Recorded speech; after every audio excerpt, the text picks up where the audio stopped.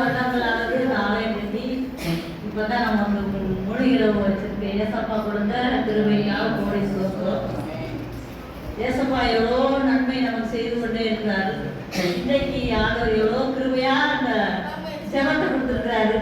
ஐயா பாவ அறிக்கை கொடுத்தாரு. அது எவ்வளோ எனக்கு ஆசீர்வாதமா இருந்துச்சு.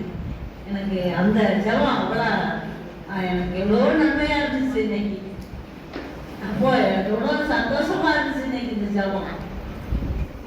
போன வாரம் இது 2வது வாரம் நம்ம ஜெபத்துல ஐயா வந்திருந்தாரு, விருந்து கொடுத்து வந்திருந்தாரு, பண்டி வைக்க வந்திருந்தாருல. அப்போ மழை வந்து போயிட்டு ஆஸ்பத்திரிக்கு போயிட்டான்.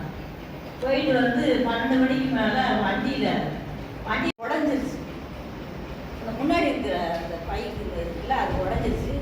தள்ளி ஓடிட்டாங்க. ஒன்று சேவை ஆகலை. தப்பிச்சுக்கிட்டாங்க. ஏசப்பா கிருவையில் ஆண்டோரைய பேரை காப்பாற்றிட்டார். அவளை எவ்வளோ கிருவை பார்த்துக்காங்க. நம்ம எல்லாம் உபவாச ஜபம் நடத்திக்கிட்டு இருக்கோம். 12 மணிக்கு மேலே இங்கே உபவாச ஜபம் நடந்துக்கிட்டு அவன் கீழே விழுந்துட்டான்.